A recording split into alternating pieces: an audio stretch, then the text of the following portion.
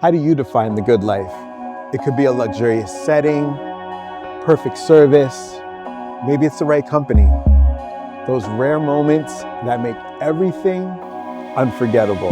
It could be the space around you, the atmosphere, the details, the design that transforms the everyday into the extraordinary.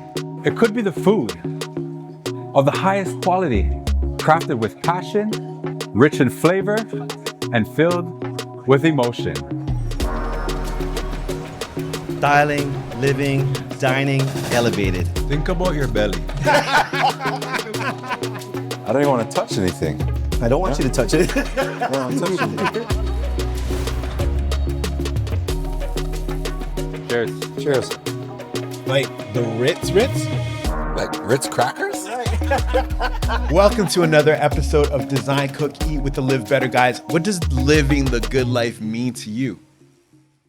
I am Ryan Hinkson, food culturalist. To my left, design expert Micheal Lambie. To my right, private chef Howard Seivright. This is episode 2, the luxury episode, the living good episode, the good life episode. Mm-hmm. Styling, living, dining, elevated. That's it. Now, we still do need a drink sponsor, but forget about that for now, because we've got an incredible title sponsor for this episode. The inaugural. This is the luxury episode, so how fitting it is to be using a luxury appliance line? Yes. JennAir. So I just want to welcome JennAir for their beautiful appliances and supporting us on this episode. Yeah. Let's give it up for JennAir.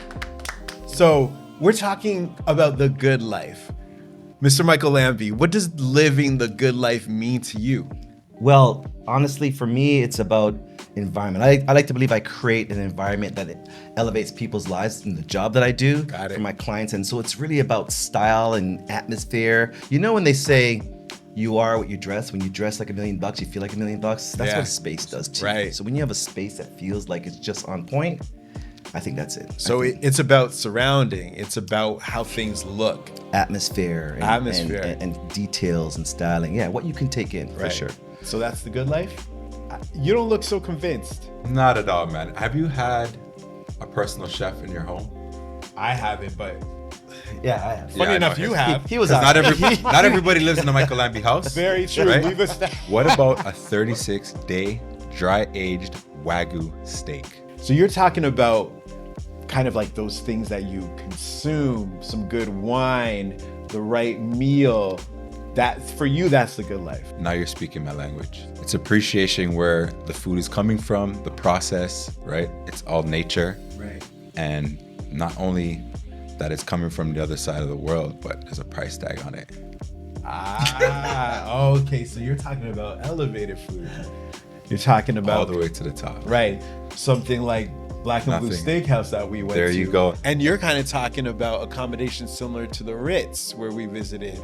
Yeah, I mean, eating good is nice, but it's such a short period. Like for 20 minutes after you're enjoying it, when you're in the atmosphere, it's there, it's constant. You come home, you open the door, it hits you. You wake up, it hits you. So, I mean, I can downplay my meal that day. I'm still gonna feel amazing in my space. So then actually, I've got a question, and I'm talking to the audience. Would you rather live in a beautiful, decked out home for the rest of your life and eat average, every day?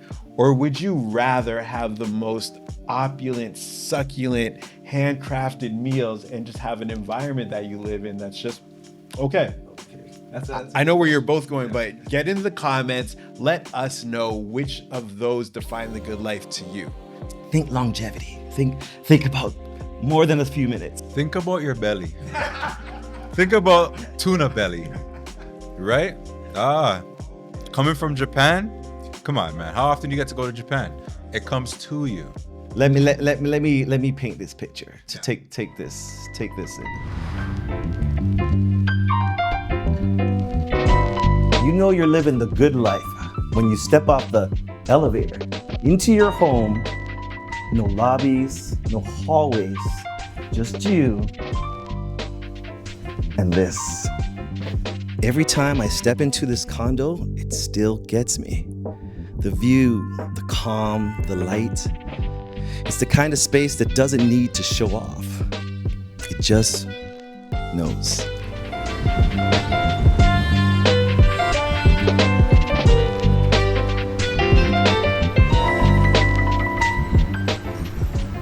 Let's go get Michael and let's get this party started. That is what's up, bro. I cannot believe the response to episode 1. Yeah. Let's go. All right. Oh, look who's calling me now. Perfect. Yeah, His Mike. ears must have been ringing. Lambie, what's going on? Yo. Hey guys, are you guys on your way to Black and Blue now? No, not yet. We're actually early for one. Shocker, right? Perfect. Head over to the Ritz. I just finished putting up a piece of art for a client. And the place is spectacular, so you have to come check it out. Like the Ritz? Like, you talking about Ritz crackers? This guy. All right, yo. Soon come. Sounds good. All right, we'll see you in a bit. Take me through how you felt when we got off that elevator right into that suite. This guy's smarter than he looks. So you know, you had that table with the 2 pieces that were there, and then it's just that long hallway going down, and then it's just like, I don't know. I was pretty custom designed and made table, by the way. Right. Yes. Okay. Did this just open to Whoa! Straight to the suite? Okay. Lambie, you were not joking. I've never seen that in my life. So this is what happens when your designer has range, eh? Yeah, man. That's it. So they called me because they wanted to bring more personality, some warmth to it. And that's really the hard part. After a renovation, especially one that's modern, like this one where the tones were grays and the client wanted to keep everything really gray, is how do you warm it up? You don't want it to feel like a hotel, you want it to feel like a home. Yeah. So certain tricks I use. When people want warmth, when you want depth, you want sort of a feeling, wallpaper. That's my go-to. Yeah. Is it the texture? Well, texture, it's feeling, wallpaper has more depth than paint. Okay. So we have gray walls and they're flat and they're backdrops. When you have wallpaper, it actually is like the art. You can actually look at it and you find yourself touching it involved. So in a project like this, when I have a lot of options, my go-to, Ultralux linens, Jacqueline, I call her up and I say, okay, here's what we're doing. I know I wanted to put wallpaper on the ceiling. It was a massive space. I'm getting it now. I'm like, there's no wallpaper on the wall. No, it's not. It's up on the ceiling. It's really just to kind of cocoon you a bit, right? And then if you look closely, you can see there's texture up there. It's not flat white paint. Yeah. I don't like white on my ceilings anyways, but when you have depth, it's that much better. So my go-to is I need to have these samples. I need to have the samples books. And again, at Ultralux Linens, they really give me that kind of variety that I need because they bring from everybody. Okay. Different suppliers, they have all the range that I have. So we work together. We picked a fantastic one here. We did a different one in the hallway. So the hallway creates a different mood. Yeah. There's different ones in the powder room. Oh, so you've done this all throughout? Throughout the space, picking the right wallpaper for the right space, right? So it's about really creating that kind of feel. Yeah. Man, this place has more personality than most people's condo boarding. It's crazy. You gotta take the mirrors off your ceilings and get some wallpaper instead. Mirrors on what ceiling? What are you talking about, man? Oh, look at this. The painting. And it's got the E in front of the A. He spelled his name right this time. Spelled right. Okay, so this is you on the wall. On the wall, because again, it's about creating that texture. So in this space, it's massive space. You're going to be looking at these views and your eye's moving. So as designers, we want to keep your eye moving and we want to control it. Right. So when we land here, the TV, such a large TV and a fireplace is there, it stops. Yeah. Your eye stops when you get there because they're just big black squares. Yeah. So what I wanted to do is I wanted to continue that motion of lines across the wall. So I took the black lines, brought them here, but made them dynamic. Yeah. Echoed some of that texture from the ceilings here, brought some of the browns, which are on my accent pieces. So the little colors I snuck in. Little hints, like I see in the corner there. And then you're shifting the attention, you're shifting the eye. Exactly. How do you even come up with this? It's crazy. I didn't even think about it. We have a running joke. Not everybody lives in a Micheal Lambie house. Definitely not everybody lives in a penthouse at the Ritz. Yeah. We're talking luxury and elevation, right? But you don't have to live at the Ritz to enjoy, to make your whatever space you're in feel luxurious. How does someone do that regardless of where they live, where they're at? It's about selection. I mean, that Ritz condo was quite large, and most condos are not that large. So we had more to do, but if we did it on a smaller scale, we could still achieve it, right? So it's about selecting the right pieces that are for you and what you're gonna do. I say the two most important things you're gonna buy when decorating your place is always gonna be your mattress and your sofa. Yeah. The places that you sit on and spend the longest time. So that's not where you cut your budget. That's where you actually blow your budget. Because you're gonna feel amazing. When you jump into a bed and it cradles you and it's the right support, you feel amazing. So same thing with that couch or that main chair. So buying those right pieces with the right fabrics, the right style, that already is the starting place. So, and then we just accessorize. I don't even want to touch anything. Mike, I don't want you to touch Okay, it. yeah, talk to me. Don't touch a thing. Okay, but talk to me about these chairs. I'm loving these chairs. This was a search because my client spends a lot of time here. She actually knits and reads, and this is really her spot when she's not working out. So they had to be really comfortable. Right. But oh my gosh, they're in front of the CN Tower. I was just gonna say, Rogers Center is right there. Right there. So no matter what size your space is, your proportions are the same.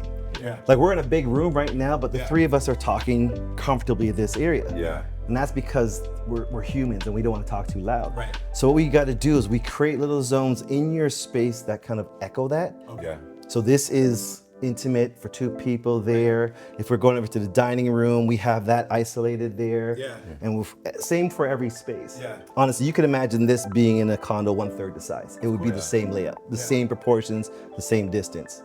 So design tip. Yeah. And as long as you have 30 inches through everything, you're comfortable. And then that dictates your zones, right? So this is 4 spaces plus pathways. But this almost feels like a Rogers Center and CN Tower mirroring the circular shape of these chairs. Gives me the feel of the Rogers Center. You're taking my secrets. I'm just saying, it just 100%. feels like it just fits. Right, you got the city views, you got the water views, so it feels like you're in 2 totally different. I'm still thinking about dinner, but this view might be the best appetizer in town. Where did you get the crackers from? When did you leave? Listen, man, see the pantry? Loaded. Actually, let's check out whatever you did in the kitchen. Of course, we got to do the bedrooms. This is the primary suite. This is where the shirt them come off. So what's interesting here, such a large condo, small bedroom. Again, it's about that spectacular open area. Right. You sleep and you go, right? Yeah. But how do you make this place feel unique? Yeah. So the colors are different here, the tones are different here, and I wanted to create a special space. So one interesting fact is I was able to sneak some color in here because my client's favorite color is yellow. Okay. Yeah. So we got the little pop of the yellow and the little golds. And then on the walls of all my primary bedrooms, hopefully bedrooms, a couple things are important to me. One, it's depth, and here you see the wallpaper again. Yeah. So Jacqueline came through, we did something that has a little bit of a shimmer. It's actually a metallic shimmer. So when the light's really coming through, this wall's alive. Right. But we're keeping the gray tones. And then the challenge was, how do I bring the feeling of what's happening here into the art piece I created? Yeah. Well, I'm using rules of 3s here. So we did side lighting. I did 3, kind of playing a little dynamic feeling. Hey, yeah. I like what you did there, man. That's pretty. Look at this guy. So we brought the 3 into here, but interpreted a little different because they're squares. Right. Yeah. And then I tried to mimic the texture of the wallpaper into the strokes of the There's painting. pointing near his name. Howard Glasses. Right? Man has enough paintings to start his own art gallery, right? There's another one, there's 3 more actually in a different bedroom. Man said 3 But more. honestly, it was an honor. It was, I was stunned, excited, and challenged. How do I make all these pieces different in every room? Right? Yeah. And then I noticed different textures like on the bedding as well. So you've got like the furry pillows, then the kind of quilted nature over here, and then a smooth sheet. It's really all about that. When you get here, you're in here to sleep and to relax and feel comfortable. So we want those textures and those tones. I like the size on this lamp too. It's kind of like, for me, I guess like the statement piece aside from the bed of the room. Yeah. And I'll point this out. A chair.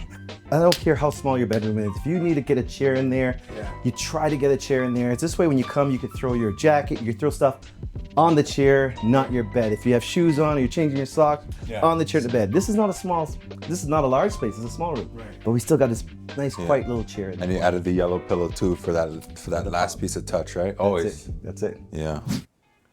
one more bedroom, 3 more pieces of art, 1 more new challenge. Obviously, you want to pick the right size, you want to pick the right wall. Here, I used 3 because I had a big space and it was about movement. So it was, my composition was small to large.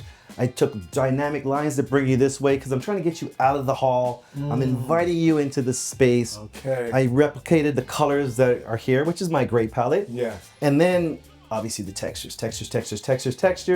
And it's a question of where do I want your eyes to go? And I want your eyes to go all the way over. So no matter where you're placing your art, no matter how you're using it, Right. you always got to say, do I want my eyes to stay there?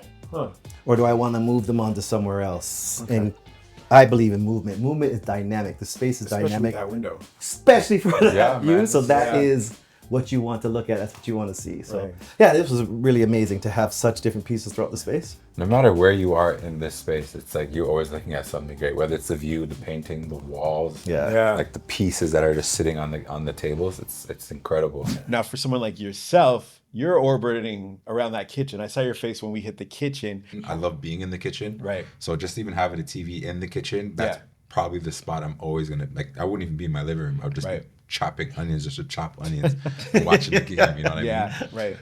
Okay, so to finish this tour, of course I got to show you guys the kitchen, Oh, yeah. which is incredibly minimalist, sleek, really functional. Howard, you're gonna love the island.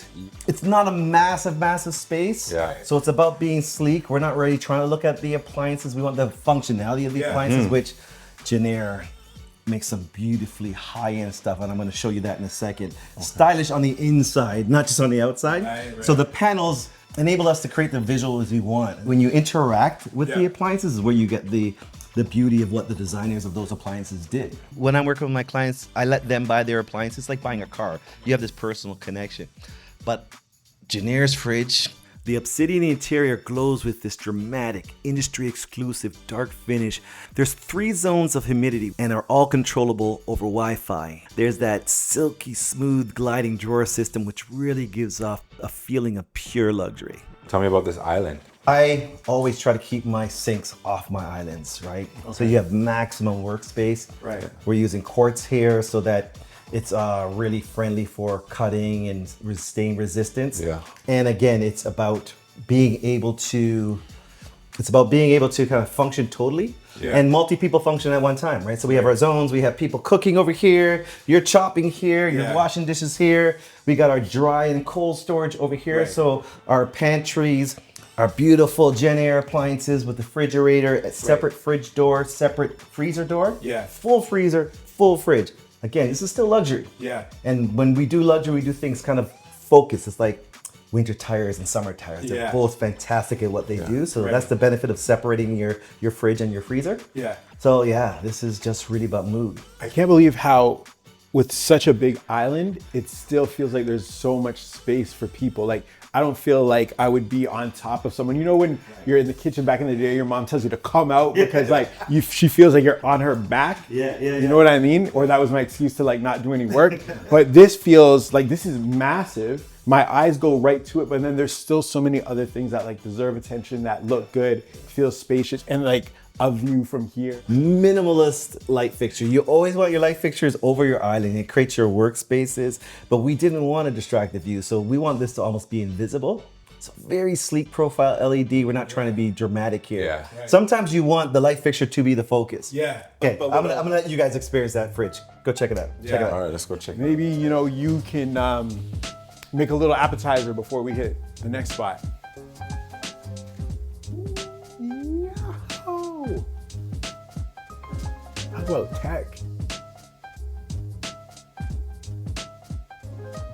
So my client was telling me when they moved in, Yeah. one day she's going to kickboxing class. She's ready. It's early in the morning.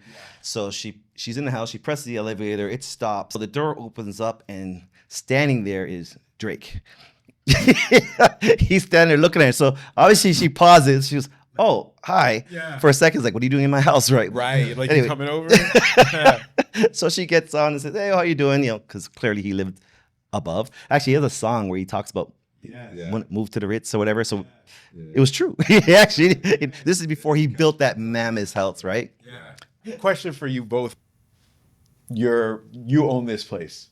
your elevator door opens. Yeah. Who do you want to see on your elevator? I'm not telling you on You this have to podcast. tell. Or else are you going to tell? You're telling on a podcast. Who do you want to see on your elevator? Also, for y'all, you live in an incredible penthouse. Your elevator door opens. You're meeting your new neighbor for the first time. Yeah. Drop in the comments. Let us know who you want.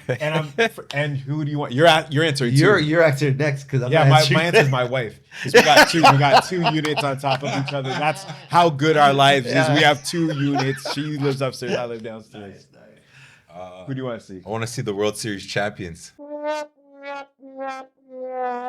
Okay, all right. That's a slick answer. Yeah, I like to see my mom coming to visit me. Beautiful. Beautiful. Subscribe. Yeah. Subscribe to the director's cut of DCE for their real answers. But we'll go with those for now.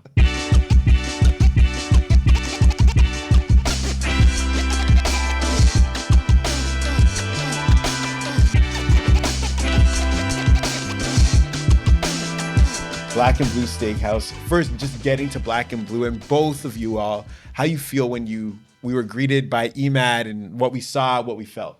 Everything was exactly how I imagined with the word elevation. It was elevated.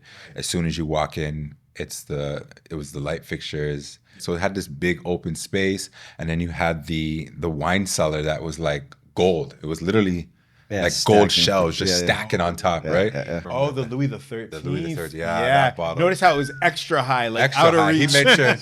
He made sure we could reach that bottle. Right there, there's the man.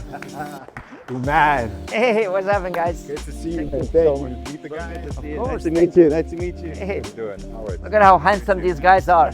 Welcome to Black & Blue. It took me 10 years in the making. This is my town. I grew up in this city, and I've been trying for a long time. And this is my ultimate warrior chef. This is the only chef that you're gonna find doing 16 hours a day, and you still have time to go to the gym. It's like our chef. We got the gun show. Come on in, let me show you the place. Instant wow. Instant wow.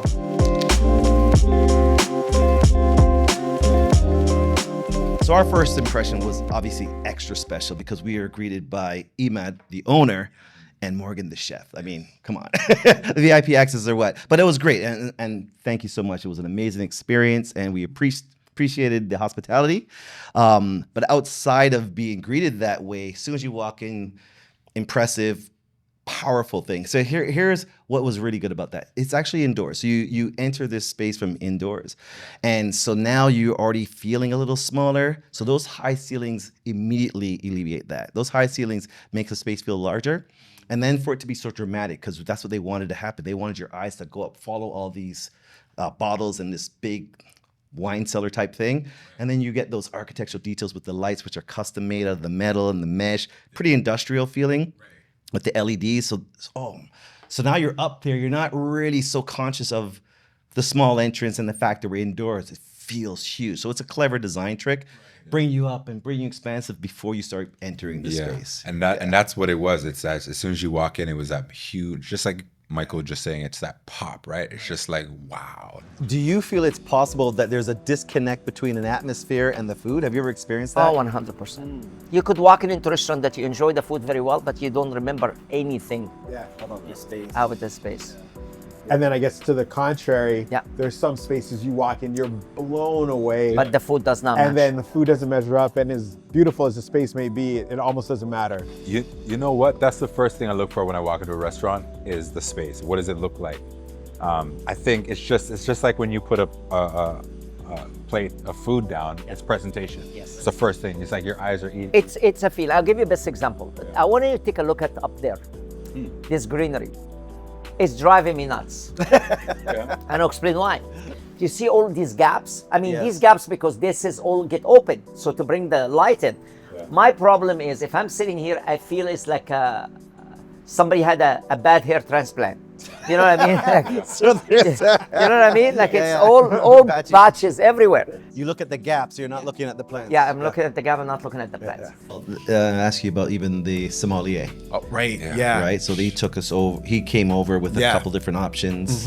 Shout out Henry. Yes, Henry. And like the passion that bled through, like you could see how excited he was to speak to us about that. It's an 09 Bordeaux, Chateau Maubret. It's not classified by any mean. However, this is from a big legendary vintage. It's showing beautiful structure, especially with what all the elements that we're gonna have tonight. When I asked about the cork and like Right. Yeah. like he put it on he put the cork on a platter and Yeah. presented from a Like, Sending you the cork. Am I supposed to smell that? You will see the condition on the cork that would tell us the condition of the wines, typically when the first time we pour. from the napkins Yeah. to the salad to the drinks to the presenting the meat. It was just on every stage, every level, it was an experience. Yeah. It was just a gentle education happening there, Right. which made you think you had influence on what you're going to eat and Yeah. you picked the right thing for you. Yeah. All it's elevated. It's not like this is a special, have this, you're going to like it. You know, Right. there was a conversation which I think was really powerful. Here we have our house-made béarnaise, our house-made ponzu. This one's really interesting. We don't use bonito flakes. We use actually dried shiitake, so it's vegetarian. We tend to find it gives a much more interesting umami when you're doing it with your steak. And of course, the classic red wine jus on the side. You said a great word too, is education, because I think a lot of times people are willing to pay for things that cost a little more, I think for the wrong reasons. And then there are people that get sticker shock and they're like, I'm not paying this for that. Yeah, Why? yeah. But when the education component comes in and you understand what you're paying for, technique, quality of ingredient, expertise, all of these kind of things, freshness, all these little things that, again, you may not get by just going and sitting, but you rock with us, watch the Live Better guys. We're going to explain to you why certain experiences are so important. But yeah, education's a key piece.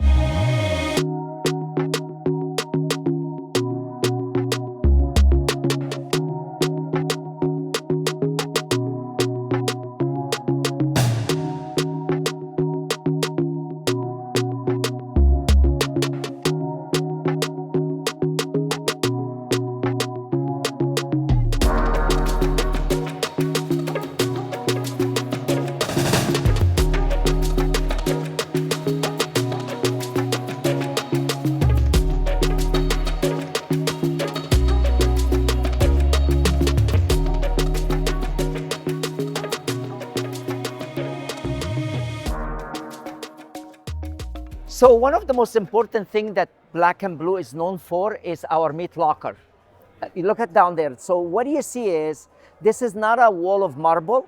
This is actually a wall of Himalayan salt. So the wall itself is salt. It's salt. So what salt does is, it takes the moist out of the strip loins. That means that my steak on the menu, that if it's read on the menu, 14-ounce strip loin, it started at 16 ounce and it shrunk before I serve it to you.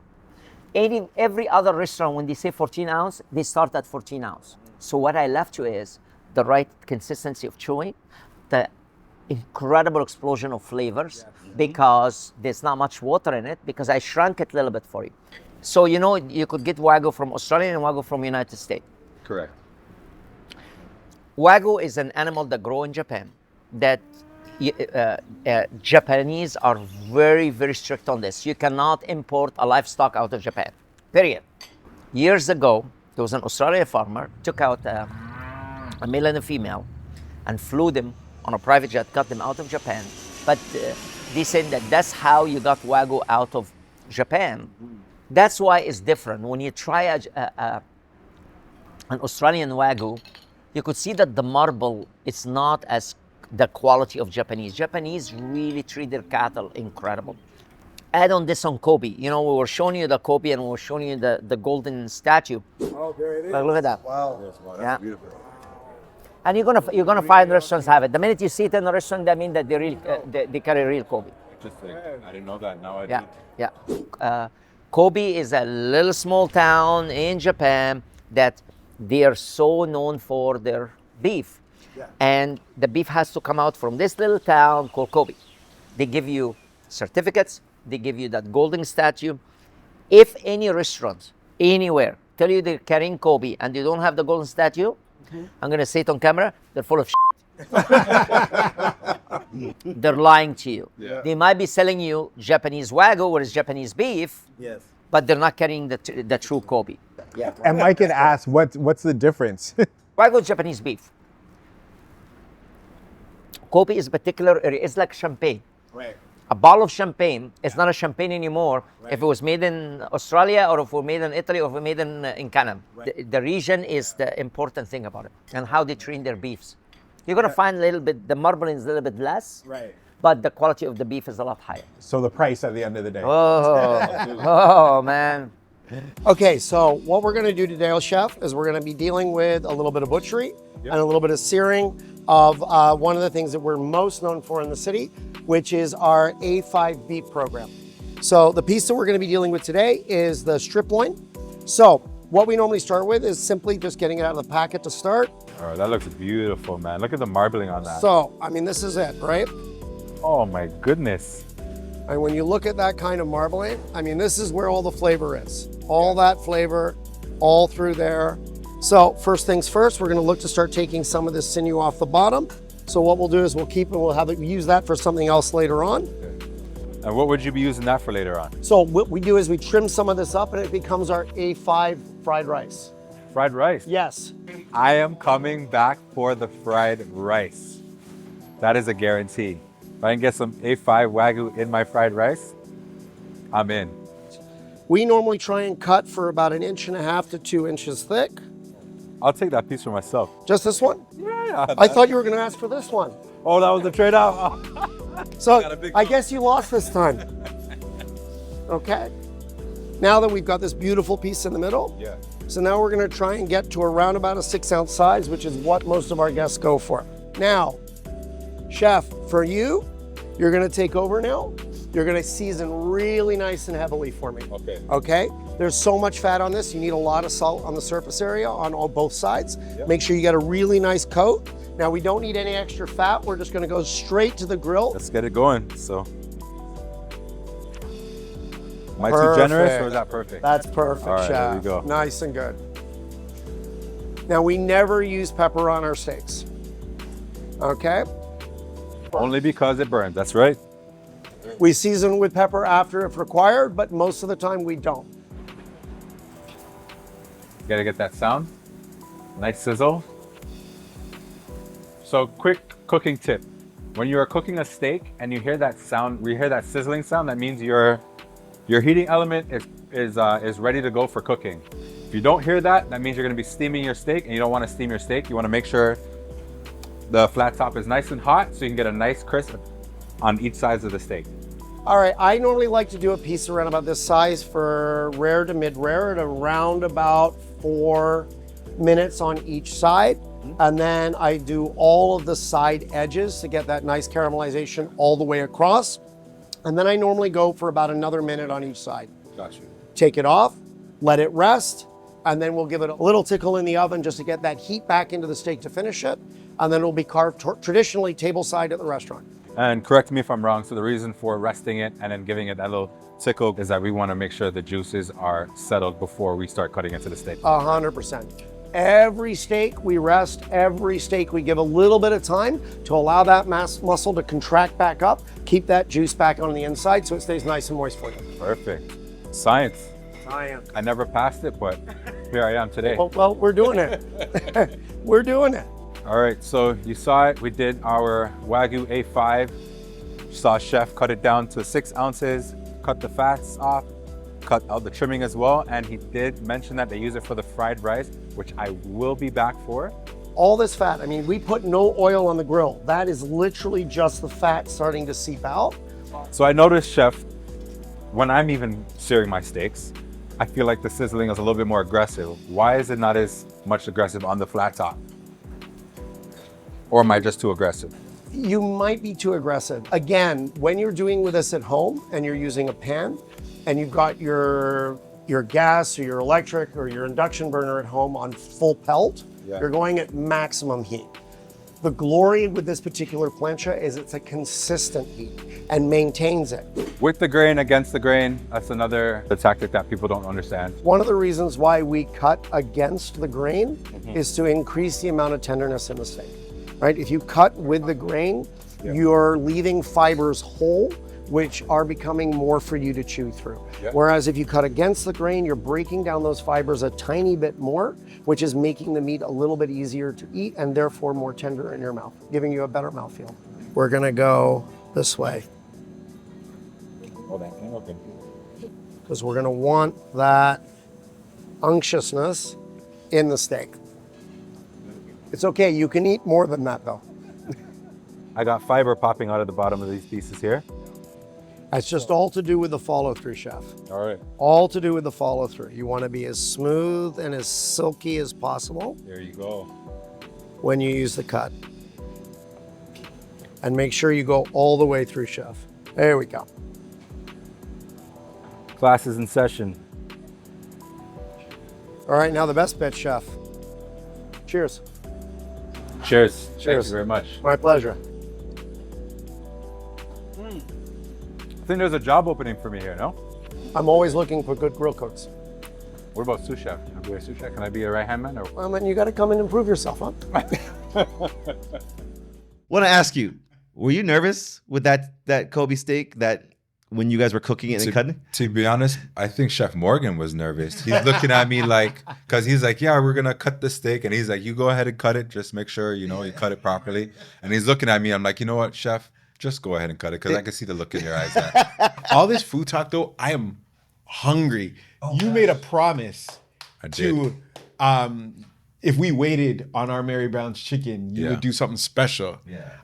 I'm ready for something special. All right, let's elevate this Mary Brown's chicken. Okay. I'm pairing Mary Brown's chicken with some creme fraiche, caviar, and some bubbly.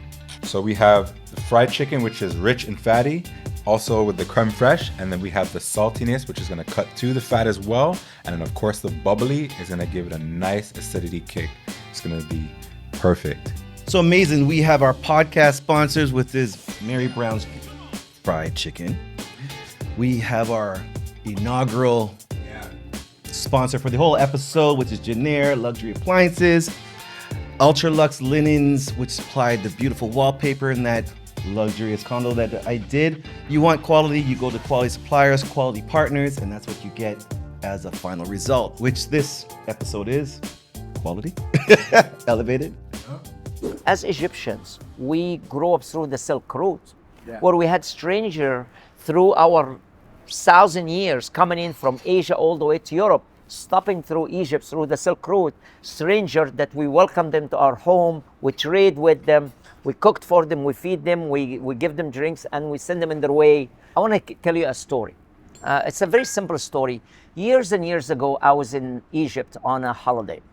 As an Egyptian, I decided to take a felucca down the Nile. And felucca down the Nile is this little boat that you could sleep on it, and then it's a group of tourists will be on it. And every day in the morning, at 6 o'clock in the morning, we stop on one of these little small villages, and we're talking the smallest of small. My cousin, it happened that time to be the tour guides. So he said to me, "What do you feel?" And I said, "I'm dying for a cup of mint tea."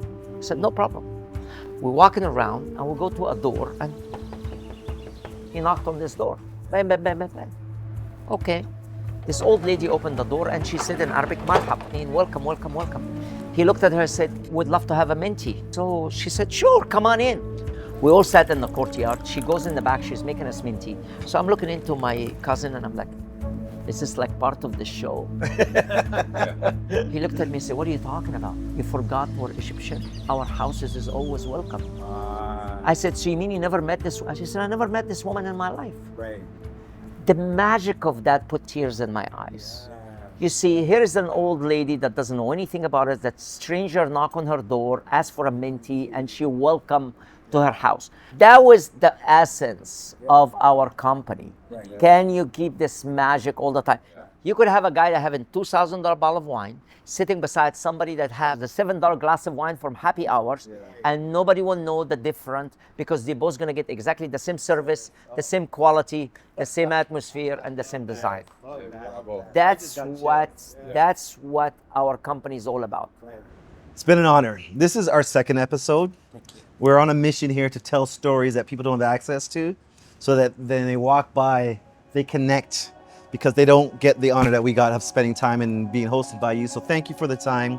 So I know our glasses are empty. I just want to cheers one more time. Thank you. Thank you, Iman. Welcome to episode 2 of Design, Cook, Eat, Black and Blue. In the end, the good life isn't defined by where you are. It's how you live, what you share, and who's at the table with you. From design to dining, every detail tells a story. And tonight, we got to live it. Good friends, great food, and a city that always keeps us inspired. That's what living the good life looks like.